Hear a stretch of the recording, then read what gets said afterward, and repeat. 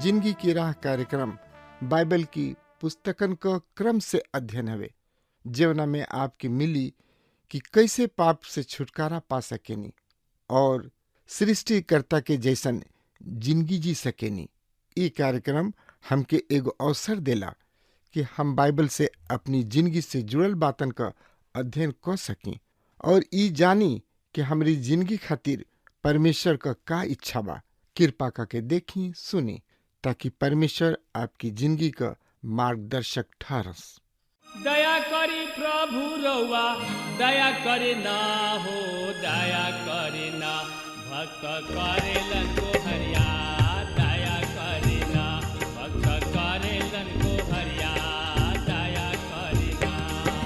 दया करी प्रभु रउआ, दया करे ना हो, दया करे ना, दया करी प्रभु रउआ, दया करे ना हो, दया करे ना, भक्त करेलन को हरिया, दया करे ना, भक्त करेलन को हरिया, दया करे ना।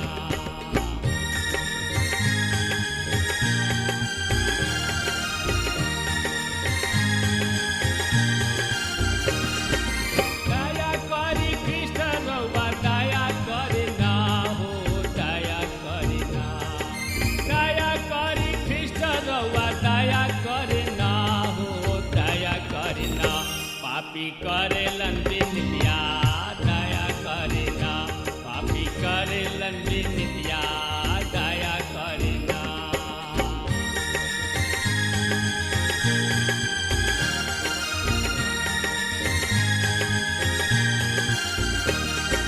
हाथ जोड़ी करी प्रभु शरण में सिसवा, दया करे ना, हाथ जोड़ी करी प्रभु चरण में सिसवा, दया करे ना, सेवक मांगेलन बरतनवा, दया करे ना, सेवक मांगेलन बरतनवा, दया करे ना, दया करे ना प्रभु, दया करे ना जी, दया करे ना, दया करी प्रभु रउआ, दया करे ना हो, दया करे ना, भक्त करेलन को हरिया, दया करे ना, सेवक करेलन को हरिया, दया करे ना, सेवक करेलन को हरिया, दया करे ना।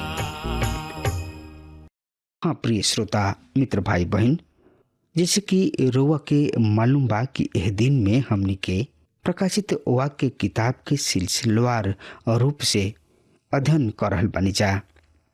पिछला संदेश में हमनी के देखनी है जा श्रोता मित्र भाई बहन की प्रकाशित वाक्य किताब 2 अध्याय के 5 से 7 पद के, और आज हमनी के देखे के प्रकाशित वाक्य किताब 2 अध्याय के 8 से 11 पद के। और हमनी के पिछला अध्याय में देख ले रही जा जे परमेश्वर के कहल ना मानी ओ में से केहू ओ फेड़ के फल के खाए ना पाई। श्रोता मित्र भाई बहन, हम जाना तानी ओ हाथ के फल कौना तरीके होई, पर वो हमनी के अमरता के जिंदगी दी है के दी। प्रिय श्रोता मित्र भाई बहन, जे प्रभु के कहल मानी, प्रभु के आज्ञा के मानी, उहे ओ अमरता के जिंदगी के फल खाई। ये तरी हम देखतानी कि इफिसुस के कलीसिया प्रेरित सब के जू के कलीसिया में सबसे उत्तम कलीसिया रहे, जेकर प्रशंसा प्रभु के द्वारा कइल गइल। आई अब हमनी के देखल जाओ इस मुरना के कलीसिया के मसीह के पत्र। इस मुरना के कलीसिया शहीद होखे वाली कलीसिया है। ई उ कलीसिया है जे मसीह के खातिर शहादत के सहले, स्मुरना शब्द के अर्थ मुर, जौना के मतलब क्लेश और दुख ह। स्मुरना नगर आज वर्तमान समय में भी विद्यमान बा। एकर आज भी अस्तित्व में बा। एकर तात्पर्य बा कि ई बड़ा ही प्राचीन नगर ह। वर्तमान समय में एकर नाम बदल के इजियर रख दिहल गइल। ई तुर्की नाम ह। रुआ एकरा से धोखा खा सकतानी, पर इजमीर उहे प्राचीन नगर स्मुरना ह। ई एगो व्यापारिक नगर ह। ई धनी आदमी वफा नगर ह। आधुनिक नगर में स्मुरना के प्राचीन खंडहर देखे के मिल जाला। स्मुरना एशिया के सुंदर नगर में से रहे। ई एशिया के पुष्प, एशिया के गहना और एशिया के मुकुट कहलात रहे। ई नगर अनेक विशाल और सुंदर मंदिर सब के नगर रहे। यहाँ प्रसिद्ध जोसस के मंदिर तथा डायना मंदिर रहे, जौन की सिबेल मंदिर कहलात रहे। एगो एप्रोडाइट के मंदिर, एगो अपोलो के मंदिर भी रहे। स्मुरना में एगो थिएटर तथा संगीत शाला रहे। यहाँ एगो विशाल खेल कूदे के स्थान यानी कि स्टेडियम रहे। स्मुरना के कलीसिया के बिशप तथा प्रेरित यूहन्ना के अनेक शिष्य के 155 ईस्वी में यहाँ जीवित जरा दिहल गइल रहे। मसीही साहित्य में स्मुरना के अर्थ दुख। प्रभु यीशु मसीह अपना पत्री में एह दुख के विषय में चर्चा करताणे। प्रभु इन्हें कोनो बात में दोषी ना ठहरावले। स्मुरना तथा फिलाडेल्फिया में दूगो कलीसिया ऐसन बा जेकरा विरुद्ध प्रभु कुछ ना कइले, और ई रुचकर बात बा कि यही दू नगर के अस्तित्व आज भी बा, पर मसीही लोग प्रत्यक्ष रूप से सार्वजनिक रूप से अपना विश्वास के प्रदर्शन ना कर सकले, काहे कि आज भी वर्तमान तुर्की में कलीसिया के सतावल जाला। जौना तरी इफिसुस के कलीसिया प्रेरित के कलीसिया के प्रतिनिधित्व करले, वही तरी स्मुरना के कलीसिया शहीद सब के कलीसिया के प्रतिनिधित्व करले। और एकर युग 100 ईस्वी से 314 ईस्वी तक मानल जाला। हमने किने प्रभु यीशु मसीह के सबसे संक्षिप्त पत्र बा, जौन की स्मुरना के कलीसिया के लिखल गइल। ई पत्र एगो प्रशंसा भरल पत्र ह, जेकरा में सब बात प्रशंसा से संबंधित बा। तरुआ हमरा संगे अपन पवित्र शास्त्र बाइबल निकाल लिहनी हाँ, तो ओहमे देखी प्रकाशित वाक्य किताब 2 अध्याय 8 से 11 पद के। एह पद में एह तरी से लिखल गइल बा, स्मुरना के कलीसिया के दूत के ई लिख, जौन की पहला और आखिरी ह, जौन की मुँह गइल रहन और पूर्ण जीवित हो गइल रहन। उनकर संदेश एह तरी बा, हम तोहरा संकट और दरिद्रता से परिचित बानी, फिर भी तोहनी लोग धनी हवा, और हम इहो जानतानी कि उ लोग तोहार कतना बदनामी करले, जौन की अपना के यहूदा वासी कहले, पर जौन की यहूदा के ना बल्कि शैतान के सभागृह के सदस्य हमें। तोरा जौन कष्ट भोगे को होई ओकरा से मत डरा। शैतान तोहार परीक्षा लेवे के उद्देश्य से तोहनी लोग में से कुछ के कैद में डाल दी हैं, और तोहनी लोग 10 दिन तक संकट में पड़ल रहबा। तोहनी लोग मृत्यु तक विश्वस्त बनल रहा, और हम तोहनी लोग के जिंदगी के मुकुट प्रदान करब। जेकर कान होखे उ सुन ले कि आत्मा कलीसिया से का कहले। जे विजय प्राप्त करी है ओकरा दूसरा मृत्यु से कोनो हानि ना होई। प्रिय श्रोता मित्र भाई बहन, ई पद प्रकाशित वाक्य के 1 अध्याय के 17 से 18 पद के संदर्भ में बा, जहाँ हमनी के एह तरी से बतावल गइल बा, हम उनका के देखते ही मृतक जैसन उनका चरण में गिर पड़नी। उ हमारा पर आपन दहिना हाथ राखी के कहले, मत डेरा, पहला और आखिरी हम ही हई, जिंदगी के स्रोत हम ही हई। हम मुँह गल रही और देख, हम युग न युग तक जीवित रहब। मृत्यु और अधलोक के कुंजी हमरा किने बा। श्रोता मित्र भाई बहन, हम देखतानी कि प्रभु प्रत्येक कलीसिया के खातिर खुद ही आपन दर्शन चुनले, अर्थात कौना कलीसिया के सामने कौना रूप में प्रकट होले।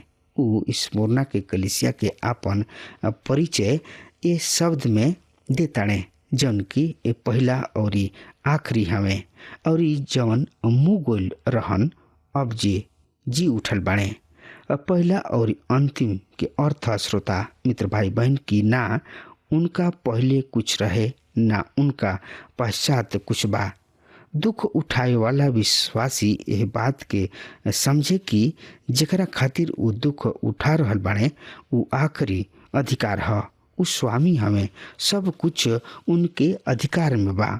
उ सब वस्तु के आरंभ और सब के अंत हमें, और ई सताव परमेश्वर के एगो योजना तथा उनका पवित्र व महान उद्देश्य के अंतर्गत बा, जौन की मुगल रहन और अब जीवित बाणे। ई शहीद सब के खातिर वास्तविक संदेश है। इस युग में 50 लाख से भी अधिक प्रसिद्धि विश्वासी मसीह के खातिर शहीद हो गए, पर लेखक फॉक्स द्वारा लिखित शहीद सब के किताब के अनुसार 50 लाख मसीह विश्वासी के मौत के घाट उतार दिहल गईल। मसीह यीशु शहीद सब के मृत्यु पर प्रसन्न बाणे। उ जौन की शहीद होत रहन या सताव सहत रहन, अनंत काल के खातिर बचा सके के सामर्थ राखत रहन, काहे कि उ खुद उ आनंद जिंदगी हमें प्रभु यीशु मसीह के पास उनका से कहे खातिर कुछ अन्य बात भी बा। आई उ बात के सुनी तो एकरा बारे में जानकारी खातिर रुआ हमरा संगे आपन पवित्र शास्त्र बाइबल निकाल लिहनी। हाँ तो हमें देखी श्रोता मित्र भाई बहन, प्रकाशित वाक्य किताब 2 अध्याय 9 से 10 पद एह तरी से बता रहल बा। हम तोहनी लोग के दुख और गरीबी के जाने ली, बाकी तू धनी बाड़ा। और जे लोग अपना के यहूदी कहले और बाणे ना, बाकी शैतान के सभा बाणे, उन लोग के निंदा के भी जाने नी। जौन दुख तोहरा के उठावे के पड़ी वो से मत डरई है, काहे कि देख शैतान तोहनी लोग में से कितना जना के जेल खाना में डाले पर बा, ऐसे कि तोहनी लोग परखल जा सक और तोहनी लोग के 10 दिन ले दुख उठावे के पड़ी। जान देहला तक ले विश्वास में रह, तो हम तोहनी लोग के जीवन के ताज देव। एक कलीसिया में 7 गो बात रहे जेकरा खातिर प्रभु यीशु मसीह एहनी लोग के प्रशंसा करताणे। पहिल का ह क्लेश। ई क्लेश से उठावे वाली कलीसिया रहे। एकर उल्लेख सबसे पहले कइल गइल बा। ई महाक्लेश ना ह, एकर तात्पर्य साधारण सताव से बा। रोमी शासक द्वारा भी ढाहल गइल जुल्म महाक्लेश के वर्तमान क्लेश के भी महाक्लेश के श्रेणी में नइखे रखल जा सकत, चाहे उ कतनो भयानक काहे ना होके। पर स्मुरना के कलीसिया मसीह के खातिर भारी दुख व क्लेश सब उ प्रभु यीशु मसीह पर अपना विश्वास के खातिर अपना प्राण के आहुति दे दिले। उ मसीह के खातिर शहीद हो गए। श्रोता मित्र भाई बहन, दूसर का ह दरिद्रता। एकर संकेत भौतिक वस्तु सब के घटी के ओर बा। आरंभिक कलीसिया मूलतः निर्धन वर्ग के विश्वासी सबके द्वारा बनल, और जब धनी लोग मसीह के पास अले तो उनका यह विश्वास के फलस्वरूप उनकर समाप्ति छिन गईल। पर प्रभु जी ओहनी लोग से कहताणे, किंतु तू धनवान हवा। एकर संकेत धार्मिक संपन्नता के ओर बा। उ कलिसिया समस्त आत्मिक आशीष द्वारा संपन्न रहे, यानी कि भरल पूरल रहे। एवं चित्र लौदीकिया के कलिसिया से पूर्णतः विपरीत बा। लौदीकिया की कलिसिया से प्रभु यीशु मसीह कहताणे कि तोहनी लोग सोचेला कि तोहनी लोग धनवान बाड़ा, पर सही में तोहनी लोग दरिद्रता और कंगाल हवा, और तोहनी लोग एकरा के नहीं खजानत। मित्र, तीसर का ह तथा तोहनी लोग के एह निंदक के भी जानतानी, उ शैतान के सभा गृह। एकरा के हम एह तरी समझ सकतानी जा कि जौन यहूदी लोग मसीह यीशु के समीप आयल रहले, उ कौना तरी बहरी से यहूदी रहन, वही तरी उ भीतर अर्थात मन से भी यहूदी ही रहन। उ पूर्णतः यहूदी ना बनल रहन। रोमियो 9 अध्याय के 6 पद में प्रेरित पौलुस कहतानी कि सब इसराइली ना ह। मन के परिवर्तन होकल बहुते ही जरूरी बा। नया जन्म के जरूरत बा। ई उनकर धर्म ह जौन की एगो यहूदी के सच्चा यहूदी बनावेले। ओहनी लोग के धर्म ओहनी लोग के पहचान ह। स्मुरना एगो सांस्कृतिक नगर रहे। वहाँ उनकर यहूदी सब पुराना नियम के विश्वास के त्याग देले रहन। फिर भी ओहनी लोग खुद के यहूदी कहत रहले। पर जब एगो यहूदी अपना धर्म के परित्याग क देला त ओकरा विषय में ई सताव उठ जाला कि उ यहूदी हमें या ना। काहे कि जौन धर्म यहूदी सब के दिहल गुल बा उ मानव द्वारा ना वरन परमेश्वर द्वारा दिहल गुल बा। एकरा विषय में हमनी के पुराना नियम के अध्ययन के समय में देख चुकल बानी जा। स्मुरना में ऐसने यहूदी रहल करत रहन जौन की ना तो ओहनी लोग पूरा तरी से प्रभु यीशु मसीह के ग्रहण कैले रहन। ऐसे ओहनी लोग परमेश्वर के मंदिर कहलाए के अपेक्षा शैतान के सभागृह कहलैले। चौथ का ह श्रोता मित्र भाई बहन, उनका से मत डरा। ई प्रोत्साहन के शब्द ह। ई दूसरा अवसर ह जब प्रभु यीशु मसीह जी एक किताब में अपना लोगन के प्रोत्साहित कैल करत रहन। इतिहास एकर गवाह बा। विश्वासी सबके एगो विशाल जन समूह परमेश्वर के स्तुति करत करत अपना प्राण के आहुति दे दिहले। पांचवा ह श्रोता मित्र भाई बहन, शैतान तोनी लोग में से कतना बंदी गृह में डाले पर बा। हमने के आवे वाला अध्याय में ए भया वह प्राणी पर नजर डाले के पर प्रभु यीशु मसीह स्मुरना के विश्वासी सब पर क्लेश खातिर हमनियों लोग के जिम्मेवार ठहरावताणे। हमने के अपना समय के शैतान के पात्र सबके यानी कि एजेंट सबके उत्तरदायी ठहरा सकले, जे हमरा के क्लेश पहुँचावे वाला मूल प्राणी के दोषी ठहरावे लन और ये मूल प्राणी है शैतान। छठवा है तोरा के 10 दिन तक क्लेश उठावे के पड़ी। मित्र, रोमी शासन काल में 10 रोमी शासक सबके द्वारा 10 गो ऐसन काल बा जब कलिसिया पर सताव आइल। उ 10 काल एह तरी से बा। पहिल का काल है नीरो राजा के शासन काल 64 से 68 एडी ए रूप में पौलुस के कत्ल भइल। दूसर का है डिमीशियन 95 से 96 एह काल में प्रेरित यूहन्ना के पतमुस टापू में बंदी बना के भेजल गइल।